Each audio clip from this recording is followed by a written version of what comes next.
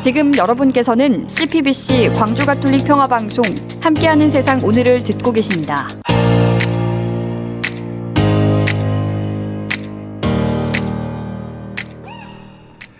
네, 북대서양조약기구 나토가 방위비를 10년 이내에 국내 총생산 대비 5% 증액하기로 합의했습니다. 미국의 요구를 받아들인 것이고요. 도널드 트럼프 미 대통령은 역사적 승리다라고 자평하고 있습니다. 자, 오늘 경제 트렌드 따라잡기 코너에서 이 문제 짚어보죠. 최유한 시사평론가 연결되어 있습니다. 평론가님 안녕하십니까? 예, 반갑습니다. 최유한입니다. 자, 이번 합의가 지난 25일 네덜란드 헤이그에서 열린 회의에서 결정된 것이죠? 예, 맞습니다. 지구 반대편의 일이지만 미국의 세계 전략 중에 하나이고요. 이거 우리한테도 영향 미칩니다. 한반도에 앞으로 영향을 엄청나게 미치는 중국과 러시아에 직접적인 영향을 미치기 때문인데요. 지난 25일 네덜란드 헤이그에서 나토 동맹 32개의 나라에서 공식 합의한 거예요. 국내 총생산의 5%로 국방비를 쓰겠다. 여기서 세부적으로 직접 군사비는 3.5%, 핵심 인프라, 사이버 등 간접 안보 관련 비용이 1.5%를 지출한다고 하는데, 여기 나토 사무총장이 기자회견을 통해서 회원국 정상이 모두 참석한 가운데 이 같은 내용의 공동선언을 채택하고 2035년까지 이 목표를 달성하기로 했다라고 밝혔습니다. 그리고 트럼프 대통령은 불공평하게 많은 방위비 부담을 져온 미국의 기념비적인 승리다. 러시아 우크라이나 전쟁처럼 끔찍한 미래의 재앙을 막는데 도움이 될 것이라고 언급을 했습니다. 그러면서 미국은 세계 최고의 무기를 갖고 있다. 나토 동맹이 미국 무기 기업에 관심을 가져달라. 정말 전무후무한 장사꾼입니다. 나토 정상회의에서 채택한 이 GDP 5% 국방비는 2014년 제시된 현행 목표의 2%의 2.5배예요. 과거 미소 냉전 시기에 미국과 서유럽 주요국이 지출했던 국방비와 비슷한 수준이다. 네. 그러니까 지금 우크라이나를 둘러싼 러시아와 유럽의 대립 격화, 미중 패권 경쟁으로 전세가 지금 신냉전에 접어든 가운데 트럼프 대통령의 방위 분담 압박, 이것이 다시 안보 비용을 급증한 시대에 접어든 것이고 우리나라한테도 돌아올 청구서가 될 것입니다. 예, 사실은 지난 2014년이던가요. 나토 회원국들은 2024년까지 그러니까 지난해까지 2% 진행하는 것으로 약속을 하지 않았었던가요? 그렇죠. 예. 당시 14년에는 방위비 지출이 GDP 2%를 넘는 국가는 미국, 영국, 그리스 세 개뿐이었고요. 2024년 기준으로는 2% 이상 지출한 나토 회원국이 70% 수준. 그러니까 예. 폴란드, 미국, 에스토니아, 라트비아, 그리스만 3%를 넘겼어요.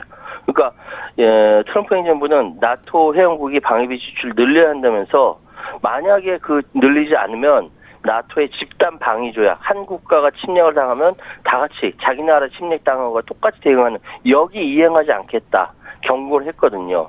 그래서 이번에 5% 증액 이야기까지 하면서 합의가 된 것이고요. 방위비 증액 증액 합의는 야심차지만 필수적이고 나토를 훨씬 더 강하게 만들 것이라고 나토 사무총장 이 정상국 열린 기자회견 얘기하면서 이 모든 공은 우리 트럼프 대통령 공입니다라고 굳이 칭찬을 했습니다. 아부한 거죠. 굳이 이 나토 사무총장이 아부할 이유가 참 씁쓸합니다. 자, 어쨌든 이번 합의에서 눈에 띄는 두 나라가 있던데요. 하나는 스페인, 또 다른 국가는 독일이던데 어떤 점입니까? 이 두 나라는? 스페인이 이번 결정의 뜻을 같이 할 수밖에 없죠. 예, 나토 회원국이니까. 그러면서 불만을 얘기합니다. 스페인은 이번 정상회의에서 나토 회원국들이 합의한 새로운 역량 목표를 충족할 것이나 5%까지 하겠으나 GDP 2%에 해당하는 현재 국방 지출 수준이 충분하고 현실적이며 복지국가도 양립 가능하다. 이렇게 이제 불만을 토로한 거예요. 그러니까 스페인은 2014년 0.9, 2024년 1.28% 수준인데 이렇게 불만을 토로하니까 트럼프가 스페인 입장에 대해서 끔찍하다 비난하고 현재 스페인과 진행 중인 무역협상에서 스페인에 2배 더 많은 관세를 부담하게 할 것이다. 협박하고 위협한 거죠. 예. 스페인과 달리 역사적으로 국방비 지출을 꺼려왔던 독일 같은 경우는 아주 극적인 변화를 맞이했죠. 1차, 2차 세계대전의 전범 국가 아닙니까? 그래서 국방비 지출을 꺼려왔는데 이번에 아예 독일 메르츠 총리는 가장 강력한 재래식 군대를 건설하겠다. 지금 국방 예산을 2029년까지 현재 624억 유로에서 1,530억 유로, 약 200, 우리도 하나로 241조 원으로 2배 이상 확대해서 나토 네. 합의를 조기에 달성하겠다 이렇게까지 약속을 오히려 했거든요. 독일에는 좀 멍석을 깔아준 격이 됐네요. 그렇죠. 예. 그러면서 러시아를 보면 나토에서 우리가 무엇을 하고 있는지 알 수 있다. 우리는 자유, 평화, 안보를 당연하게 여기서는 안 된다. 자기들 이제 유럽에서 뭔가 좀 해보겠다. 뭐 이런 것 같습니다. 예, 이런 입장을 갖고 있는 거죠. 자, 영국이나 뭐 덴마크도 나토 합의에 적극적으로 응한다고 이야기는 했는데 이렇게 나토가 방위비를 엄청나게 늘리려 하는 이유가 어디에 있습니까? 네, 영국도 뭐 2035년까지 5% 끌어올리겠다. 덴마크도 우린 너무 오랫동안 군축을 해왔다. 갈 길이 먼 만큼 정말 서둘러야 한다. 덴마크가 그린란드 때문에 트럼프한테 위협당했지 않습니까? 예. 그런데 이렇게 얘기하는 거예요. 어쩔 수 없어요. 국제 힘 역학관계는 이럴 수밖에 없는데 나토 정상회의에서 채택가 이번 공동성명문은 이 방위비 확대 배경으로 러시아의 장기적 위협을 명시했어요. 공산주의 붕괴 이후 미국이 전 세계 경찰 국가로 역할하면서 30년간 이어졌던 이 안보 무임승차 시대가 지나고 이번 나토 정상회의를 통해서 종언을 구했다 이런 평가가 나오는데 유럽 주요 국가들은 소련이 개혁 개방과 군축이 나서 80년대 중후반부터 지속적으로 국방비를 줄여왔습니다. 당연하죠. 소련이라는 위협 국가가 없어졌으니까. 그 대신 그 남는 돈을 복지와 사회 기반 시설에 투자했는데 그 덕분에 정치 경제가 안정되고 장기간 이 평화 배당금이라는 말이 나올 정도로 평화를 누렸던 것이죠. 그런데 결과적으로 미국에 대한 안보 의존도가 급격히 높아졌어요. 네. 그래서 지금 2023년 기준으로는 미국의 전체 방위비 그 기준이 68%인데 5% 증액한 룰이 적용되면은 미국 비율은 그래도 53%다라고 일단 피터슨 국제경제연구소가 추정했습니다. 예. 자, 그런데 오늘 우리 평론가님의 말씀을 쭉 가만히 듣고 있어 보니까 참 예. 트럼프 대통령은 24시간 잠을 못 자겠다 싶어요. 웬 나라를 다 이렇게 해주고 다니니까 자기 나라도 머리가 아플 것 같은데. 저는 이렇게 못하겠습니다. 나쁜 의미로. 아무나 못합니다. 어쩜 이렇게 뭐 다른 나라 별걸 다 관섭하고 다닙니다 지금. 이번 합의가 보니까 이제 2%에서 5%로 단순하게 수치가 좀 올라간 그 이상의 좀 뜻이 있다고요? 이게 이제 전략적으로? 전략적 전환이라는 분석이 많아요. 예. 이게 이제 그 아까 말씀드렸는데 핵심 군사력의 3.5, 방위비 인프라 등의 1.5 분산해서 지출한다라고 했잖아요. 근데 이게 단순하게 수치 상향이 아니라 유럽 나토 동맹국들의 달라진 안보 환경에 맞춰서 새로운 자주국방 체제의 구축에 나섰다라고 분석이 되는 겁니다. 그러니까 양적 증가뿐만 아니라 질적 강화를 통한 국방 능력 개선에 초점을 맞춘 쪽으로 그러네요. 투자 프레임이 바뀐다라는 거죠. 예. 그러면 지금 이게 최신 무기 구매뿐만 아니라 유럽 내 방위 산업 활성화, 전시 인프라 재정비 등등등 여러 가지로 이어진다는 것이죠. 여기에 이익 보는 나라가 어디겠어요? 최신 무기 구매한다고 하면 미국 아니겠습니까? 그럼요. 이거 다 팔아먹는 거 아니겠습니까? 그래서 이거 올리라는 거예요 지금 트럼프가. 결국에는 자국 이익이군요. 그럼요.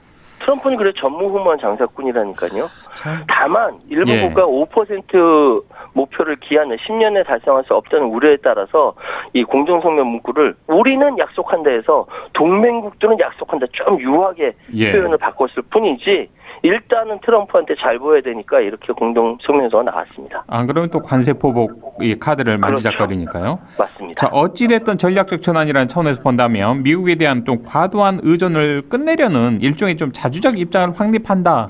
좋은 쪽으로 보면은 이렇게 또 볼 수 있지 않을까 싶어요. 맞습니다. 독일 같은 경우는 그렇죠. 자주적 안보 수호 선언. 예. 지금까지 사실 자기신들이 1차, 2차 세계대전 전범 국가로 뭐 이제 무기 하나 좀 만들래도 다른 나라 눈치 보고 막 그랬는데 우리 떳떳하게 무기 만든다 이렇게 나올 수 있는 거죠. 그러면서 파리의 한 동유럽국 외교관은 미국이 불확실해지면 유럽은 스스로 지켜야 한다. 그런데 이번 결의는 그 시작일 뿐이다. 그리고 한국, 일본, 호주 정도 주목할 만한 변화가 있을 것이라고 딱 집어서 얘기했어요. 예. 여기 한국이 들어가요. 외국에서도 이제 한국을 그냥 동방에 박혀 있는 뭐 이제 이름 없는 나라로 생각하지 않는다니까요. 강력한 국가를 생각하는 거예요. 그래서 나토의 방위비 증액이라는 것이 단순히 트럼프의 관세 위협을 넘어서 하고 바뀌고 있는 안보 문제를 나토 스스로 먼저 선제적으로 대비하겠다. 이걸 긍정적으로 보면 일단 집단 선언이라고 할 수 있는 거죠. 네, 뭐 어떻게 생각을 하든 일단 트럼프는 뭐 만족을 했고 정상회의 형식과 안건 모두가 트럼프 중심으로 이제 재편이 됐는데 실질적인 안보 논의는 후순위로 뒤로 밀렸다 이런 이야기도 나오더라고요. 그게 뭐냐면은 우크라이나 관련 논의는 후순위로 밀려버린 거예요. 정작 해야 될 논의는 좀 이런 거 아닙니까? 세계 그렇죠. 평화를 위해서. 트럼프 무기 팔아먹어야 되니까. 아유, 참. 예. 이게 뉴욕타임즈를 중심으로 얘기 나왔는데 그래서 그 블로드미르 젤렌스키 우크라이나 대통령이 정작 나토 본회의가 있기 전날 만찬에만 참석했어요. 더군다나 이번 공동성명에는 우크라이나나 나토 가입이나 우크라이나의 그 나토 가입이나 명확한 안보 보장도 포함되지 않았습니다. 예. 그러니까 이제 뉴욕타임즈가 전쟁 중에 우크라이나가 변두리에 밀려난 거다. 나토가 안보보다는 정치적 동선에 따라 움직이고 있다. 정치적 동선 뭡니까? 트럼프의 입맛에 따라 움직인다라는 거죠. 그러면서 나토 조약 5조에 대해서 그러니까 이거 공동 방위라는 부분 트럼프는 나는 지지한다. 공동 방위를 지지한다. 그렇지 않으면 나는 이 자리에 없을 것이다라고 언급했지만 이 언급조차도 일시적인 언급이다. 왜냐하면은 나토 규범이 특정 지도자의 정책 계산에 따라 흔들리는 구조조차 자체가 문제다. 트럼프가 이렇게 얘기하니까 이게 구조적으로 막 흔들려버린 것이다. 예. 라고 비판을 한 것이죠. 자, 어쩌면 뭐 당연한 일일 수도 있을 텐데요. 이번 방위비 증가에 대해서 러시아가 반발하고 나섰죠. 굉장히 당연하죠. 위협적인 거 아니겠습니까? 러시아 입장에서는. 유럽 전체가 다 5%그 방위비 올려버리면은 예. 그러면서 거기에 러시아의 장기적인 침략에 대비한다라고 해버리면은 자기를 딱 찝어서 얘기한 거잖아요. 그러네요. 그러면 이거는 러시아는 반발할 수밖에 없고 그러니까 서방의 정책이 우크라이나의 평화를 가져올 수 없다면서 러시아 억지를 위해 우크라이나가 지금 총알바지로 이용돼 왔다. 이렇게 얘기하고 있는 거죠. 그러니까 공동성명에 러시아에 대해서 장기적 위협이라는 내용이 포함된 이 자체가 이미 러시아는 기분 나빠할 만합니다. 평화를 얘기하지 않고 전쟁을 얘기하고 있는 상황이니까요. 예. 자, 이번에 나토로부터 오는 2035년까지 GDP의 5% 수준으로 이제 증액을 하겠다는 합의를 이끌어낸 트럼프 대통령. 이제 그 시선을 아시아 동맹국으로 향할 것으로 보인다고요? 결국 우리나라 이쪽이네요. 난리가 난 거예요, 지금. 예. 우리나라도 그렇지만 일본부터 난리가 났어요. 그러니까 나토가 국방 지출 확대 위해서 노력하면서 아시아를 포함한 전 세계 우리 동맹국들이 국방 지출의 새 기준을 갖게 됐다면서 수원판에 미국 국방부 대변인이 이렇게 얘기해 버렸거든요. 그러니까 미국 입장에서 자, 나토는 정리됐고 이제 일본, 한국, 호주 정리하자 이 이야기거든요. 예. 근데 일본은 지금 1.8%예요. 근데 3배 가까운 5% 증액 요구를 받고 있고 일본 절대 수용하기 어렵다고까지 아직까지는 이야기하고 있습니다. 예.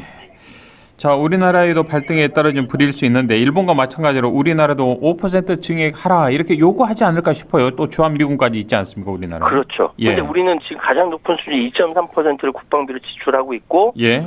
지금 앞으로 주한미군 관련돼 가지고 이 방위비뿐만 아니라 주둔비까지 올리려고 하지 않습니까? 분담금이라고 얘기해서.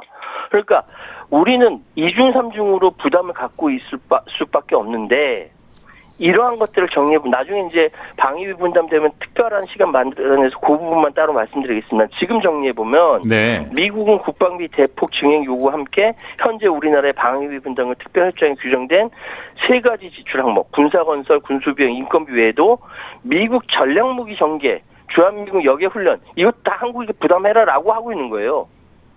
이거를 우리는 이미 작년에 2026년부터 적용될 방위비 분담금 다 합의했는데도 다시 재협상하라는 겁니다. 예. 되게 이게 불합리하거든요. 근데 이게 힘이 깡패라고 미국에서 이렇게 요구하면 우리는 잘 지혜롭게 처신해야 되거든요. 예. 전체적으로 잘 조정해야 합니다. 이재명 정부가 이제 막 출범해서 휘청거릴 수 있는데 이 부분은 좀 더 전략적으로 고민하고 예. 전략적으로 대응해야 된다. 예. 나중에 이 부분 총체적으로 다시 정리하도록 하겠습니다. 그렇게 해주시죠. 일단은 이재명 정부에서 외교안보 라인이 또 굉장히 또 열심히 하신 분들로 지명이 됐기 때문에 그분들의 또 역할도 한번 기대를 해보죠. 예. 자, 평론가님 오늘 말씀 여기까지 듣죠. 고맙습니다. 예, 감사합니다. 지금까지 최유한 시사평론가와 함께했습니다. 오늘 준비한 내용은 여기까지입니다. 지금까지 보이는 라디오 중계 김주환, 기술 김동희, 제작 양복선, 저는 김성균이었습니다. 오늘 우리 한 걸음이 더 나은 세상을 만듭니다. 그 여정에 저희는 내일도 함께하겠습니다.